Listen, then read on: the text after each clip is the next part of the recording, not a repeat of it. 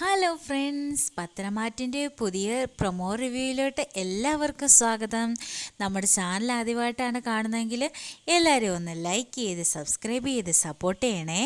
അപ്പോൾ അവ പിന്നെയും ആദർശിനെ ഭീഷണിപ്പെടുത്താനായിട്ട് ചെന്നിട്ടുണ്ട്.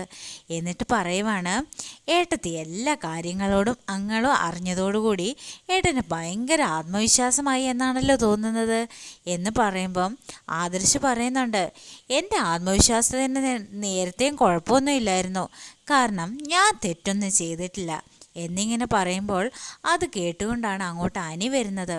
അപ്പോൾ അനി ചോദിക്കുന്നുണ്ട്, ഏട്ടൻ എന്തിനാ ഇടയ്ക്കൊക്കെ ഇതിങ്ങനെ വിളിച്ച് പറയുന്നത്? അതിൻ്റെ ആവശ്യമൊന്നുമില്ല. എൻ്റെ ബലമായ സംശയം ഇതിൻ്റെ എല്ലാം പിറകിൽ ഇവനാണോ എന്നതാണെന്നാണ് അനി പറയും.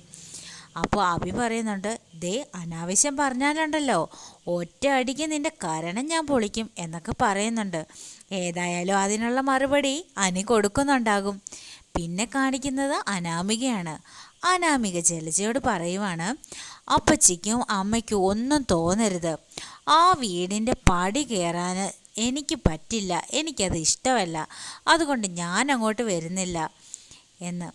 അതായത് കൊച്ചിൻ്റെ നൂലുകെട്ടിന് നവ്യയുടെ വീട്ടിലോട്ട് ചെല്ലില്ലെന്നാണ് അനഘ പറയുന്നത്. അന്നേരം ജലജ പറയുന്നുണ്ട്, ഇന്നിപ്പോൾ അവിടെ നന്ദു ഇല്ലല്ലോ, അതുകൊണ്ടാണ് ഞാൻ മോളെ വിളിച്ചത്. പിന്നെ കാണിക്കുന്നത് നമ്മുടെ മുത്തശ്ശനെ മുത്തശ്ശിയാണ് കേട്ടോ. അപ്പോൾ മുത്തശ്ശനോട് മുത്തശ്ശി പറയുക, നമ്മളെപ്പോലെ തന്നെ നമ്മുടെ പാത പിന്തുടരുന്നവരാണ് ആദർശ് നയനയും.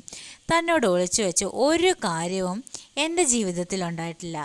ഒരു കാര്യം ഒഴിച്ച് ആ കാര്യം ഇന്ന് തന്നോട് പറയാമെന്ന് ഞാൻ വിചാരിക്കുകയാണ്. മുത്തശ്ശൻ പറയുന്നുണ്ട് കേട്ടോ.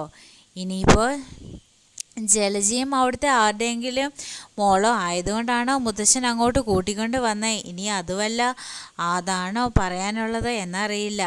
ഇതൊക്കെ പ്രൊമോ ആയിട്ട് കാണിച്ചിരിക്കുന്നത് കേട്ടോ. അപ്പോൾ എന്താണെന്ന് നമുക്ക് ഡീറ്റെയിൽ ആയിട്ട് അടുത്ത ദിവസം കാണാവേ. എല്ലാവരും ലൈക്ക് ചെയ്യാനും സബ്സ്ക്രൈബ് ചെയ്യാനും മറക്കരുതേ. Bye bye.